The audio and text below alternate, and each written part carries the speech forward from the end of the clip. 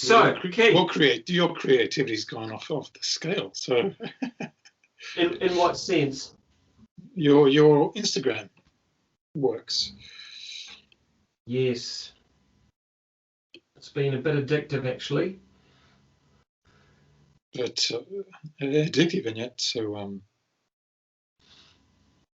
each one's so unique, and trying to look for the right word. What? Well, no, they look like very, for want of a better word, professional pieces.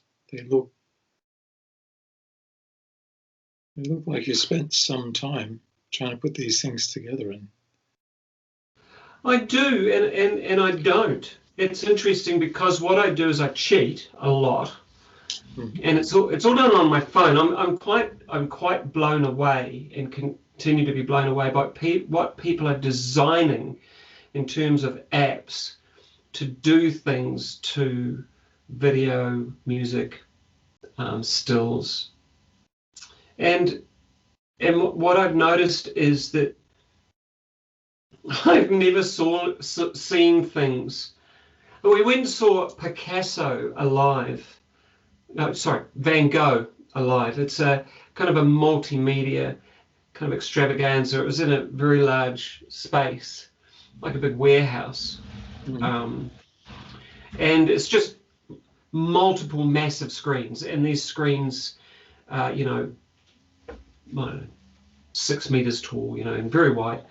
And so, and the music's all of the Van Gogh era, and so you've got this incredible movement of his work through, right from the kind of the beginning, right through his insane period, all the way up to being released from that asylum, and he died so young, but all about color and texture, and what they've done is they've kind of woven some, like in one of his pieces, well, his famous one about the starlight, looking into the night sky. There's a beautiful one there, and what they've done is they've actually made it sounds a bit crass, but what they've done is probably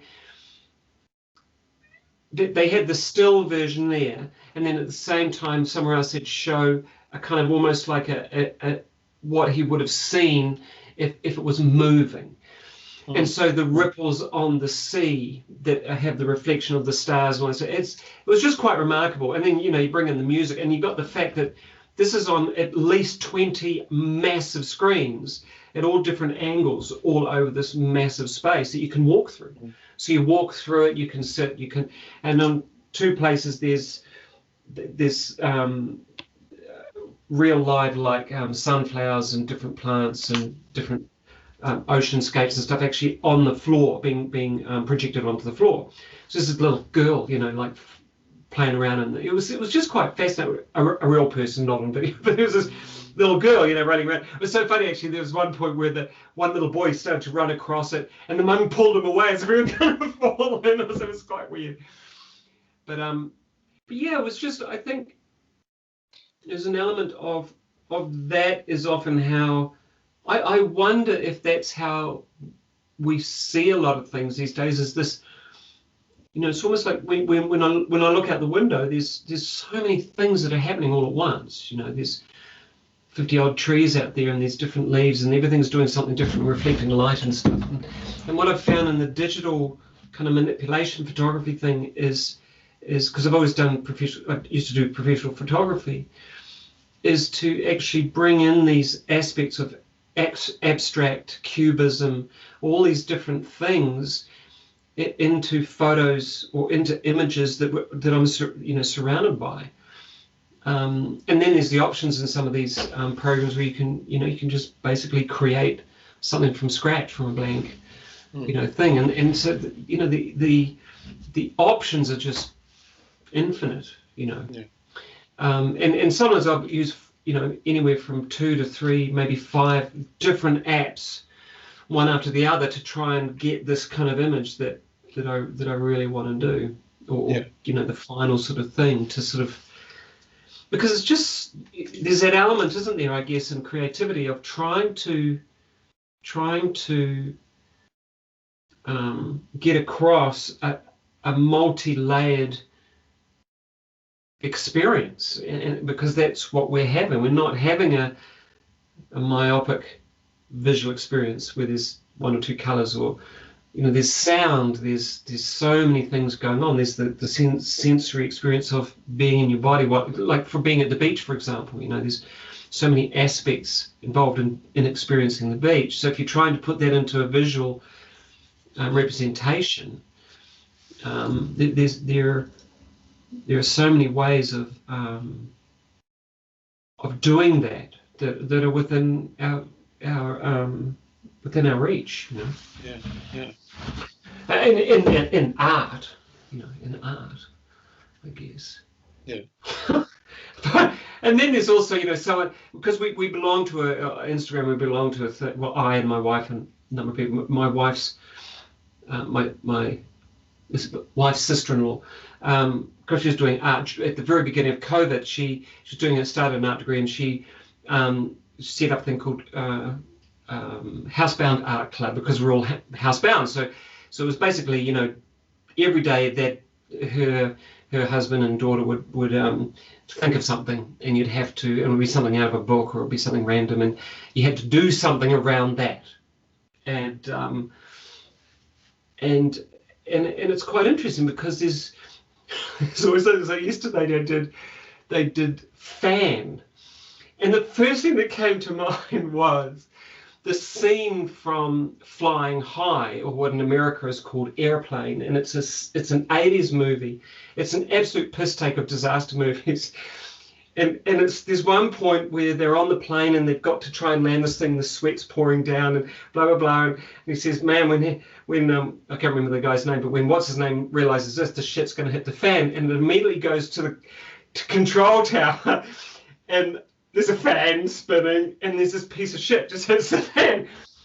So I managed to find that, because I found that on YouTube, and I glitched it. So I compressed it and glitched it, which is kind of like, you can choose all sorts of different ways of glitching, which means it looks like a VHS, or it looks like a really bad reception, or whatever. So I just kind of made it look, but it was just that whole kind of thing. Your fan, fuck, that's right, there was that stupid, where did that come from? Where does that stupid idea come from? That's what you call it. I guess that's a trigger or an anchor. You know what I mean? That we have. Enough about me. I mean, that's. I've found it extremely exciting, extremely fascinating, and also, I've done probably about three. It's been a year over. It's been a year, so probably done about 300 at least. Images, and then I just kind of find something that I love, and then I think, well, how can I express that in a way that kind of, because from all our discussions for the last God knows how many years, I don't think normally, so there's this who does, yeah, exactly. It's just all this weird stuff goes through my head. It's probably the mushrooms, man. How do you know it's weird? It feels weird. Yeah? It feels weird. Yeah, it was interesting. The other day I made one, and I was actually almost in tears making it. It was just so profound. I think I told you, I was just almost... Yeah, I looked at it, the monarch.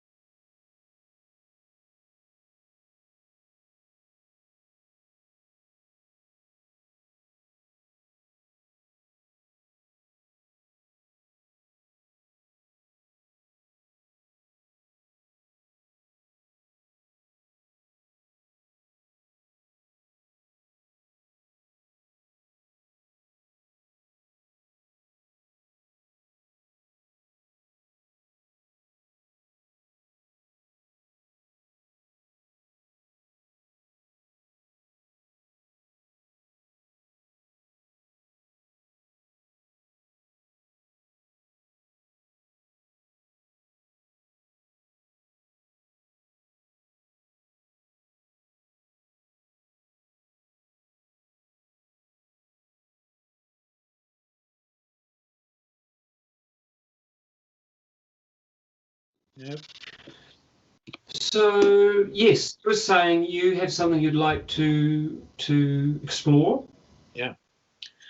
It has to do with creativity. And so I've got a sketchbook. It's all black paper because I've been playing with pastels. I've also been writing a short story, and I also like to sketch. I used to, haven't sketched for a while. I was doing a little bit last night, and it was quite enjoyable. So there are people in my life who say, just go and do your pastels. Get down and start doing something. Start find a photo or something and go for it. And I thought, yeah, that'd be good. And nearly every time I do it, and I'll set it up, I'm drawn to come back to this story and write it, and continue writing this story. So I can never enjoy the pastels because there's this pull to finish this story. And the story itself. So when I get to the story, I go blank. So I set up the Yep. Yeah. So I've already got about 10 pages worth of notes and story there, and I get there and no, I should just go back to the pastels because nothing's happening. So I go back and I'm drawn back to the story again. It's like, what on earth's going on? What am I being drawn back to? Because when I get in front of it, I'm blank. Yeah. So I don't know how to end the story, and I'm not sure if there is an end to the story. It could be part one of blah blah. And the basic story is there. What I want is for it to be really compelling. It just hasn't been happening. So the original story came a while back, but fleshing it out has become quite a challenge. It's sort of like I've done so much, and then there's a halt in the process, and I don't know what's going on. A large part of it is there's this voice going, no one's going to want to read this. So I talk to the voice and say, I don't care, I'm writing it for myself. So what on earth should that voice have an influence in terms of me finishing this little project myself? And there's something about, I want the ending, or at least the ending of this part, to have a real punch. And I don't know what it is. I don't know what the punch is. I have a feeling that I know what it is, but I don't know what it is consciously. So it's interesting going back and forth. If I do want to sit down with the pastels, I'm drawn back. And it's like, it's just a silly little, well, it's a story. It's a little story. What is it? How come it keeps drawing me back? And it's a very left brain thing. I'm sure it's a left brain thing. When I sit back in front of the screen and start and go to type, I continue to get this voice. What's the point? What's the point? What are you doing this for? What's the point? Well, that would be a handbrake on most creatives. Of course. What's the point? Well, I get what's the point with a lot of this. This is my issue with my own creativity, or lack thereof, is that I often get this. Could be a voice or a feeling. What's the point? Go back and do something more practical. So even if it's bouncing between two artistic media, writing or pastels, I can bounce off both. Approach one and get, what's the point? So I go back to the other one. What's the point? And I just go, come on, left brain, let's work together. But it's quite compelling. So when you hear what's the point, you're hearing it.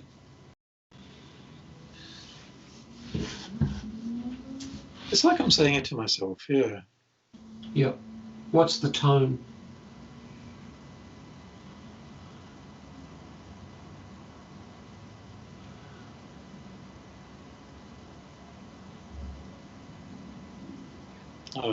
The word that comes to mind is defeated. It's like, oh, what's the point?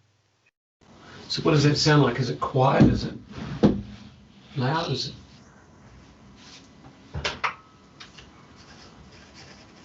It's like, oh, what's the point? So Right. So it's all, yeah, defeated. So there's a feeling of being defeated in it. If it was coming from some direction, which direction would it be coming from? We know it's internal, but from which internal direction is it coming from? It feels like it's coming from me straight. So it's literally coming from you, and you're expressing it outward. Well, I think so. Yeah. I'm it's not saying it, but it's like as if I were to say it, it would be me. Yeah. Yeah. Yeah. Interesting. And the volume is like out of 10, 10 being really loud. Oh no. Mid-range, as if I was talking, but just a slight emphasis on a little bit louder. Yeah.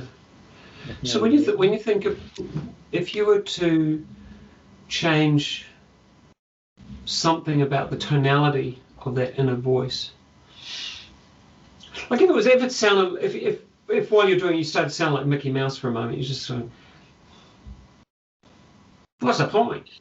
Hey, Pluto, what's the point? What's the point?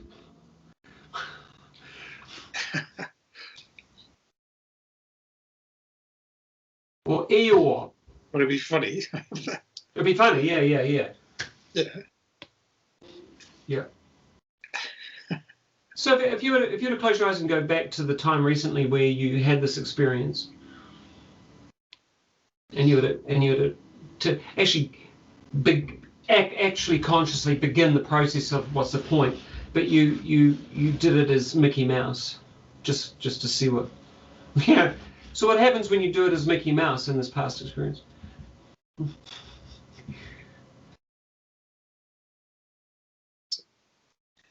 It's a ludicrous way of saying what's the point. It is ludicrous, and what happens next?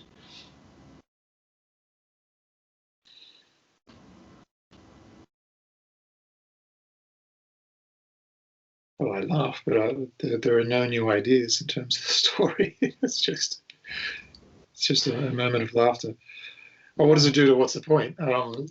Yeah. What does it do to that whole energy? It changes it, obviously, because you can see that. I laugh and it sort of disappears. It does fade quite dramatically. Yeah. Well, when I tried it back in the most recent experience, it didn't come back. It didn't come back in that experience, in that moment. Yeah. Right. So what we're doing there, once again, is we're working with structure rather than the content. So you could use that, because internal dialogue can be such a problematic beast at the best of times, especially because we seldom hear, well, we don't really learn outside of glib kind of Instagramizations of how wonderful you are, you're so creative, you're so wonderful, which are all untruths, of course. We can get into that another time. But fundamentally, it's like, well, so have you, just on a different track, have you had a thought about what you want from, like, because what's the point is really interesting. It's like, because what's the point means there's been no real feeling of a valuable kind of feedback historically from doing this kind of thing. Is that what that's about, or is it just a replayed record that just keeps coming up every time you do something creatively? There's two questions in there, but well, yes, it has happened on numerous occasions, even if I'm using different media, like sketching or pastels or writing. I have heard the same voice. I have heard myself saying the same thing. Yes. Yeah. What's the point? Has it got to do with a lack of feedback, positive feedback? Do you think? Is that what you're getting at? The patterning, in terms of like, I could start to believe that there's no point if I stopped getting feedback of any sort from the work I'm doing, regardless of what the work might be, whether it's whatever it might be. Yeah. So feedback is, for a social animal as we are, we really require some sort of feedback. I mean, I think, like the Instagram, about the commodification of creativity on Instagram has created an addictive nature to wanting likes and wanting followers and wanting to get it right every time. And I think, the lack of attachment to that at some point when that happens is one that gives total freedom for creativity, because you just stop caring. You're just doing because you want to. But if we're locked into, well, what's the point? And it could be financial. So you've written a number of excellent books that really push, a lot of very, what would you call it, cultural ways of communicating, and you push them to the edge and said, well, actually, have you thought about this? And I can't see that you've made a lot of money out of that. I mean, and so there's, and I can't imagine that you've had a lot of feedback, through texts and emails and stuff, saying, "Oh my God, Keith, I mean, Jesus, that book was just amazing." I mean, that's why we got in touch with each other, because I read your book. What was it? Something to do with something to do with parents. Yeah, parenting. It was straight on the internet. Jack, I talk to this guy. It's like, but that's what I do. So. So my query is part of this, or is this this pattern, because it sounds like it's obviously some sort of pattern that's repeating itself in this context, is that pattern somehow to do with the lack of feedback, or the kind of feedback that you want or would like? Having explored it a little bit, there are two aspects to it. The what's the point has a couple of aspects. One is, it's not going to do anything financially for me. So I'm already, predicting that it's not going to earn money, and it's nice to know if you produce something, or if you work with a client. It's nice to know that you get paid for it. It's a good feeling, but you've also done good work. Well, and you've worked hard. That's the other thing. I mean, you work hard to do these things, regardless what they are. But if what you're doing is self-motivated, with you haven't been commissioned as such. No, yeah. So the financial gain would be nice, but it's not as important as it. It's not that important in terms of finishing the piece of work. I'm trying to put thoughts down. And I've often done this in the past to provoke myself. If I write something, does it make sense? Mm. So if I write something and I see glaring fault in what I've written, for me that's a learning. Oh, okay, I can improve upon that. Mm. So the financial side, put that aside, is not a major factor. With this story, I wanted to.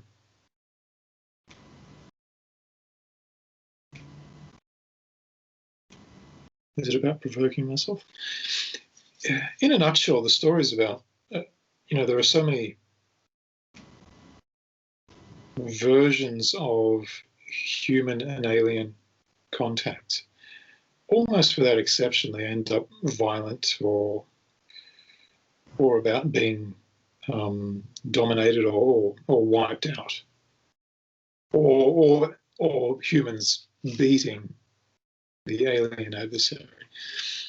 And I think, for me, my story, what I want is an alien contacting human story that is creative and productive, and not this violent story that can be just rehashed over and over and over again. So we're back to creativity again. But so what are we wanting to create, though? What is it that you're envisaging? Because we've had this conversation a lot about regenerative communication, and relationship and language, and I want to put you up Clifford D. Simic. For example, the way station is an excellent example of what you wanted, written back in the 30s, I think. I've read it for the 5th time, just finished reading it yesterday, 2 days ago. And I just love it. I just always loved it because it encompasses so many things. But the alien contact is he's the way station keeper. and he looks after the way station because we're on the edge of the galactic arm, and hundreds of species want to get to the other edge of the arm, and Earth is the only planet that has a species on it that can look after this thing. And so, and it's it's written in quite an old way, but it's not what you're talking about. It's quite unique, and it finishes beautifully. It's a really hopeful. It was written. It would have been written later than that, because it's written post World War II, and so the nuclear era, and it's based around the fact that at the same time that the book opens, it looks like the world is going to go to a third world war, a nuclear war. It's just really interesting, and it's quite a different way of looking at it. But the difference is, and I think this is important in creativity, is the difference is that there's a spiritual aspect that kind of saves the day, I guess, in some ways, that is completely incomprehensible. It's not actually, you can't touch it, see it, hear it, feel it. You just know that it's a part of this, of the process of communication, regenerative relationships, or whatever, And so Clifford D. Simic did a lot of that, actually. Yeah. A lot of that. Really fascinating stuff. Remind me to grab his name. I'll look into those. Yeah. I like the fact that you mentioned regenerative communication. That's what I want to do in the form of a short story. So many stories, and people, and there's an audience for them. That's great. I just wanted to produce something different. So many stories. The communication between the individuals is at such a. It's almost like an indictment on humanity that we haven't learned how to communicate. Here's another story how two beings aren't communicating, or how one can have an opinion, another can have an opinion, and it has to end up adversarial. It has to be, I'm right and you're wrong. Where are the stories where you communicate and there's an opportunity to learn from the other, and to also learn to improve your own thinking, your own way of communicating. Don't know if I'm making any sense. No, you are, and yet we do learn to have beliefs, don't we? We learn to have a belief, and we also, we've talked about that psychological precedent of confirmational bias, and so, either a belief will become stronger, or we might tip and challenge our own beliefs, but the chances of that will happen are quite slim, because they're not safe. We become really vulnerable. Would it be right that because we're talking about creativity, if creativity becomes less and less important and less a part of our lives, and we become more and more left-brain, we're going to become more and more structured in our beliefs, because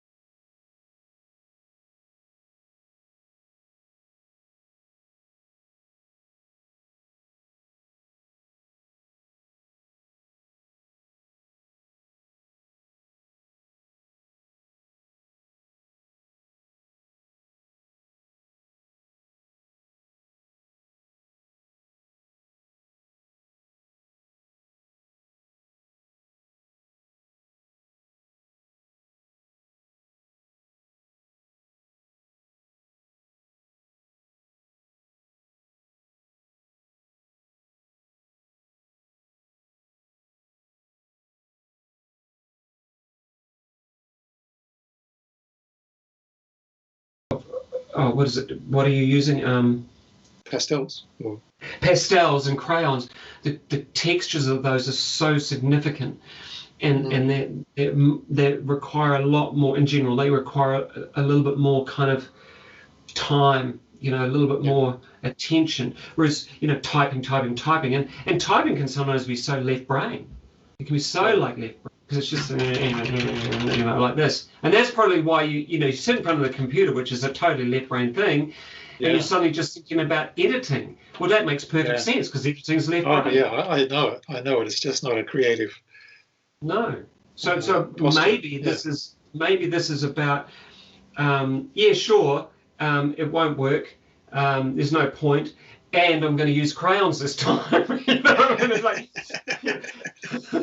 it's like, and I mean, it might be, maybe it's just using a coloured pencil, on the A4 paper instead of on the computer, and just get a sense of what changes. Because the one thing about NLP is it teaches us about the modalities, this sight, hearing, specifically kinesthetic sight, hearing, and auditory.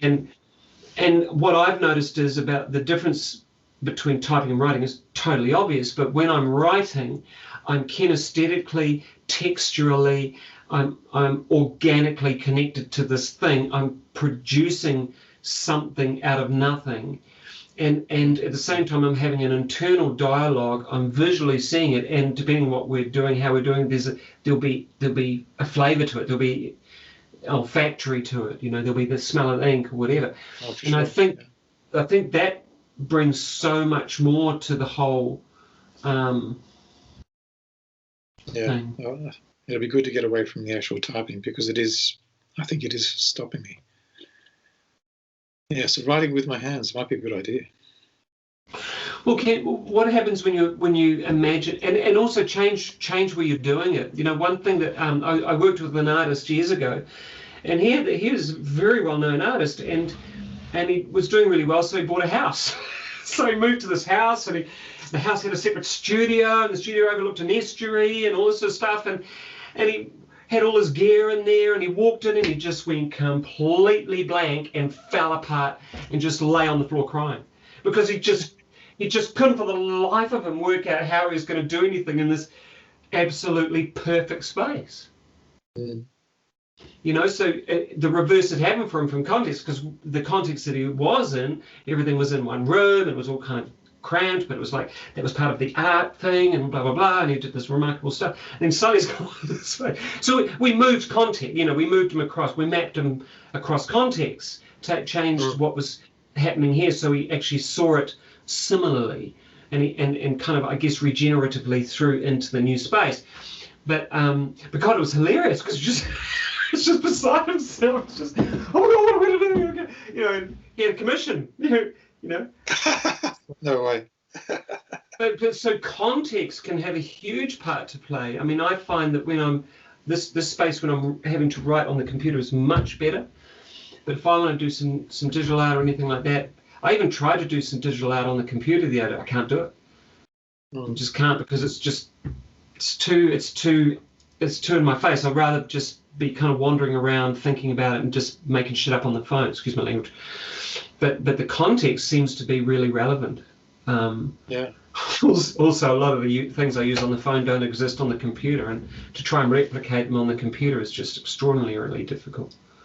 Yeah. Well, when you suggested that, I actually imagine sitting on the ground, on the carpet, with my sketchbook and my pastels and an A4 piece of paper with a pen or coloured pencils. And the feeling was of absolute relief. Wow, okay. Yeah. And I hadn't even drawn anything. The pastels were there, ready, and the paper was there with pens, pencils, and it was like... So if you were to go inside... and if you were to follow that feeling and go inside for a moment, and you were to check out that unconscious part of you that feels so nice, and get a sense of how it feels about creating, about wondering and wandering and creating in this new context where you feel almost relieved. Mm. And is there any objection? No, because they're not separate. They're side by side, and yeah, there's no need to physically move myself because they're in the same area. Yeah. And I'm where I am doesn't have to change. Yeah. Because the movement to the next one is literally very slight. Yeah. It's right there. It's right there. I can do either at any time. So yeah, there's no sense that there. It was the separation that created the pull. If I separated from that one, I'm pulled back to. If I go to it, I'm pulled back to the other one. But if they're right next to each other, there's no one's pulling on me. Nice. So yeah, it's a lovely sense of relief and very relaxed. Well, I look forward to reading the story. Whenever it happens. We'll see my pastels. Yeah, or see your pastels. Yeah. So what's the for I mean, this is quite interesting, isn't it? Because the viewer, both of them. Oh, sorry, but the thanks guys for watching. But the the multiple viewers, all three of them are wondering. Here we are watching two of these guys, going through their own. So but what is the thing that you can impart that what's the learning or possibly even regenerative learning that you've got from this going forward? Well, the big one that really sticks out is that I try to do these things in two different postures and literally two different spaces. And in doing that, one always had a pull over the other. So to be physically two different spaces doing two different things meant that I wouldn't allow myself to commit to either. And it's easy to not, and it becomes easier to not commit. Yeah. Well, if I was in either, it was very easy to say to myself, "What's the point?" As soon as I put them on the floor in my imagination, put them together, as I imagined it, I didn't hear what's the point. So that's good for now. That's that's great. Yeah. It hasn't happened now. So, there's no competition because both can get my attention pretty much at the same time. It's so interesting because something came up years and years ago when I was doing professional photography. It was in Auckland, and I was doing a bit of work for all sorts of work. I was doing theatre work and a bit of work for some magazines and stuff. And I remember that exact thing happened to me. It was the competition, and it was the competition between, actually a few competitions, but the main competition was between taking photos and making money. And it was really interesting because they didn't hold the same space. If I look back at it now, they weren't in the same space. They were because a lot of the making, all of the making money was commissioned.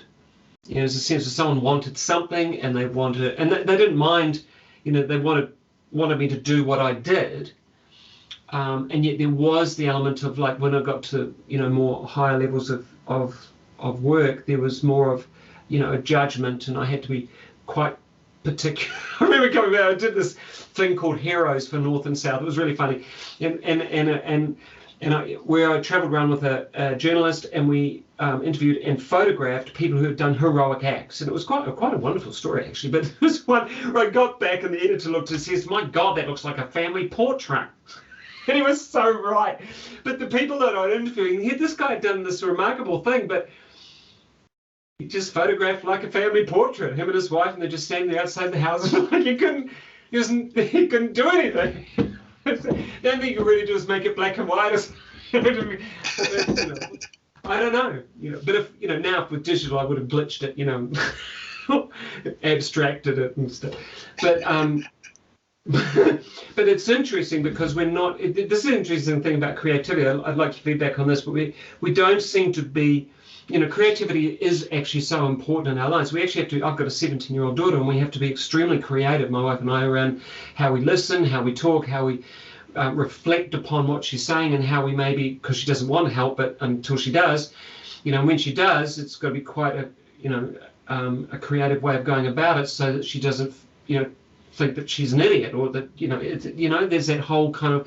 But at the same time, trying to, without wanting to try, oh God, it's so confusing, but this whole kind of desire to help someone to be able to be to communicate more effectively in their own lives, Where am I going with this?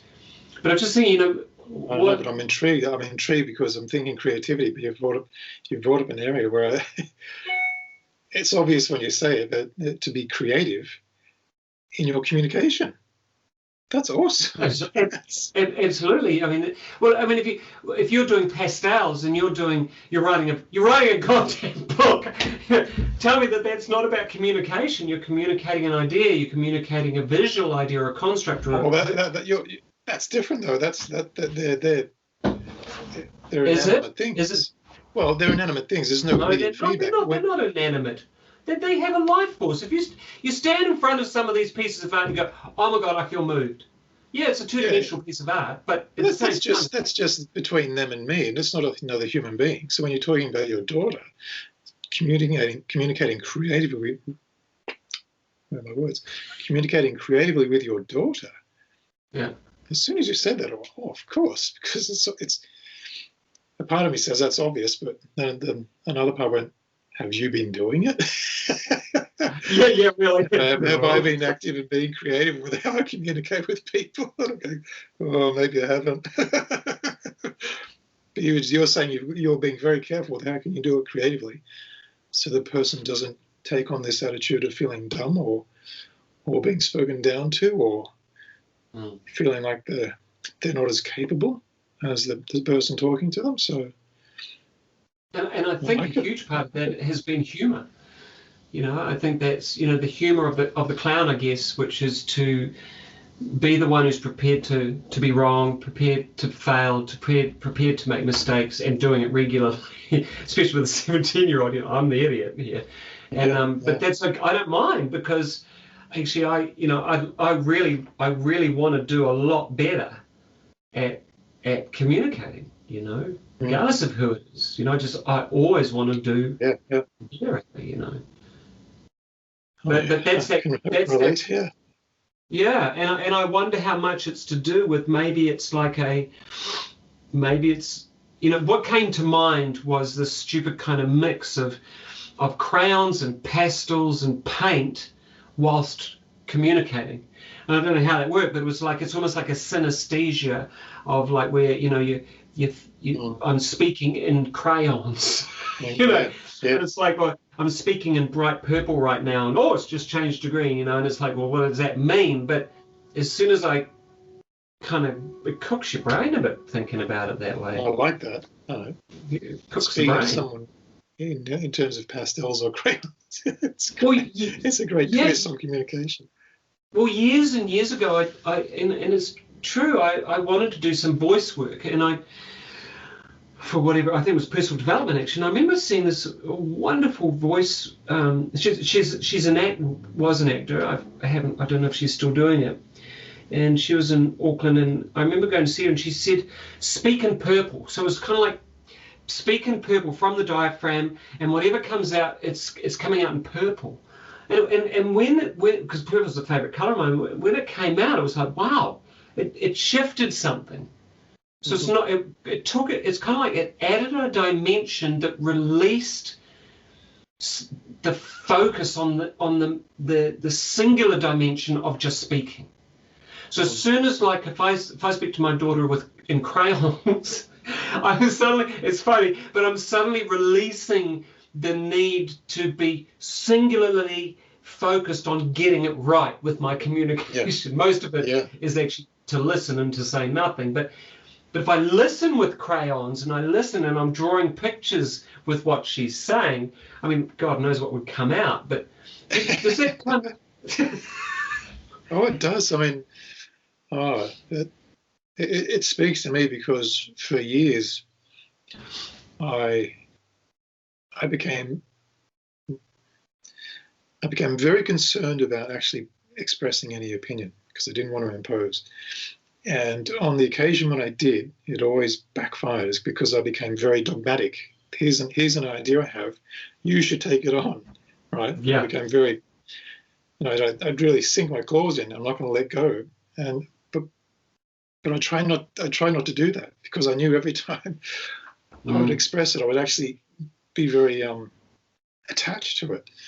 So over the years, a lot of my default position became very much listener rather than someone who's talking.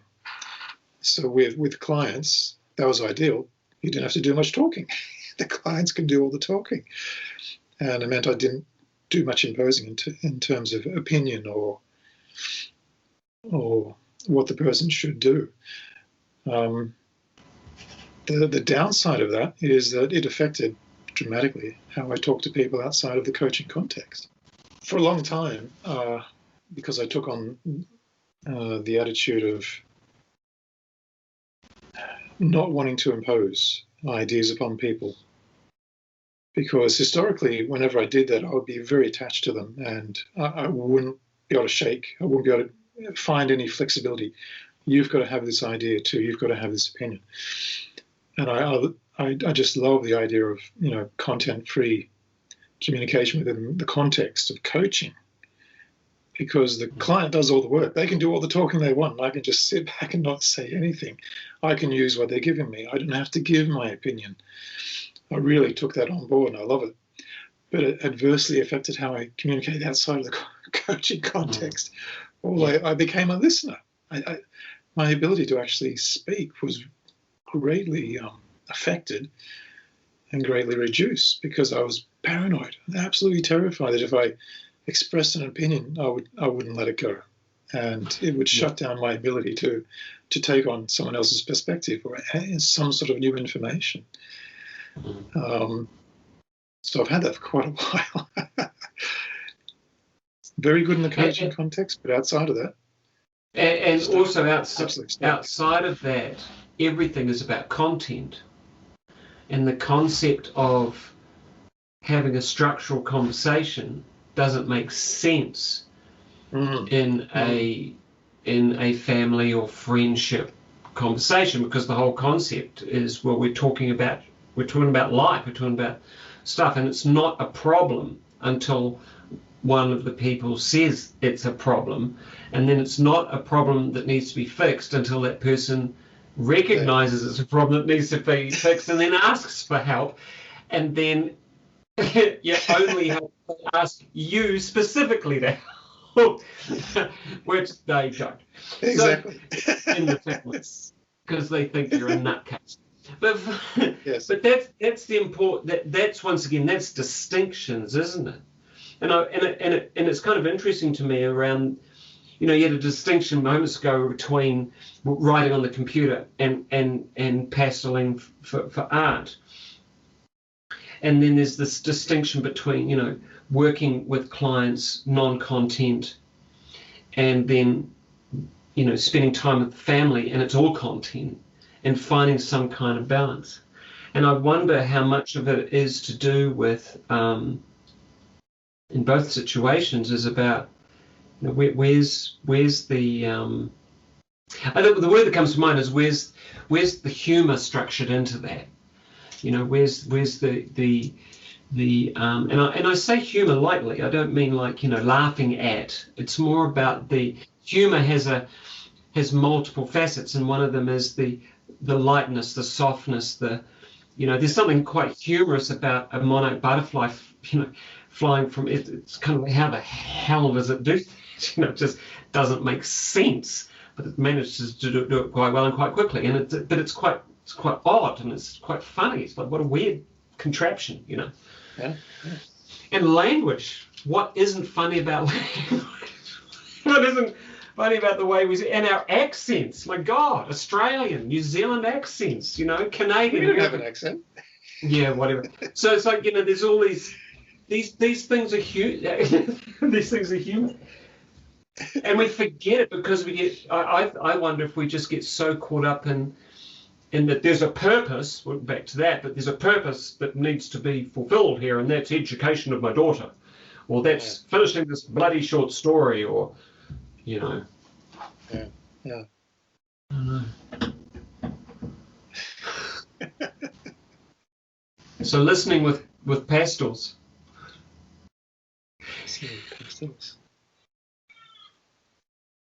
Yeah, I know I make images when I listen to people, but I've never done it with pastels. That'd be like listening with Van Gogh's ears. Or one of them. I mean, that was Picasso. He had to for a while. Yeah. No, it was Van Gogh. It was Van Gogh who cut off his ear, wasn't it? Yeah. Gave it to his girlfriend, didn't he? Oh, so weird.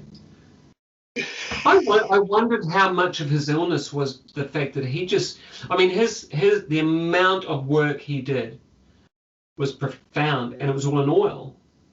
And so oil, the chemicals, the thinners, all those cleaning products. I mean, seriously, that gets under your skin, gets into your lungs, gets up, you know, if you've got a certain constitution, I wonder if how much that had to do with his mental illness. You know, just off track slightly.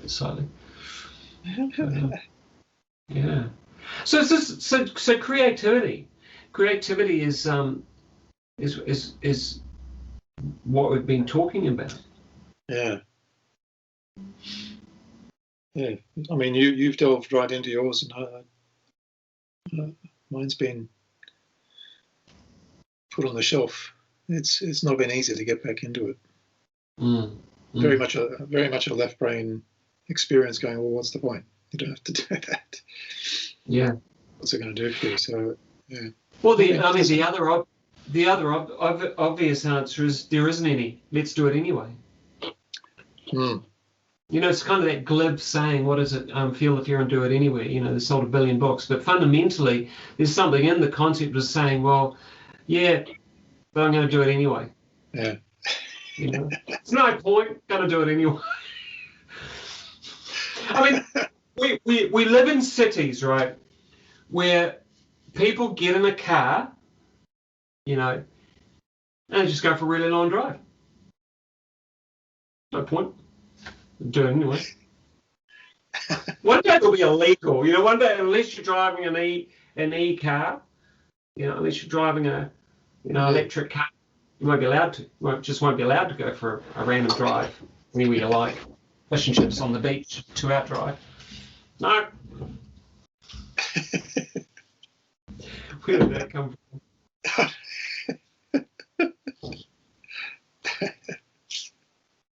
You know, it's really interesting because I do celebrant work, and I had a funeral today. It was a beautiful funeral, and there were a lot of people there. And I think there's something about that we miss with respect to creativity. And I think that is the fact that, you know, when people get up and tell a story of someone who's passed on, who's very close and very dear, you know, they talk about something that can only be that is a creative act. You know, they're not talking, you know, he sold 15 cars, and, you know, whatever it might be, or, you know, he was great on the basketball field or court or whatever it is, and all that sort of, but which in itself, some sporting feats can be quite creative the way that they come together. But whatever people are saying about someone, it's about their creativity. It's about how that creativity, that individual difference, that personality, that the way that they communicate, the way that they used gesture, which brought this relationship into being, you know. And it's not a statistical thing that does it. It's not a mathematical thing that does it. It's not a scientific, it's just, an ugly way of describing a human being as a meat sack with a, with a spirit in the middle, and that's what I've heard people say. It's just a meat sack, just food is what is it? Food is fuel, just living in a meat sack, get on and do it, and it's like, well, okay, that's one way of looking at it, but it's kind of quite removed from, this phenomenal multi-dimensional thing that we're creating every day. If you look at the biology of the body, it's creating itself over and over every moment of the day. The thought processes, the potential to create new neurology all of the time, all day and all night. It's a pretty phenomenal thing. So can we go back to what you said about creativity and communication?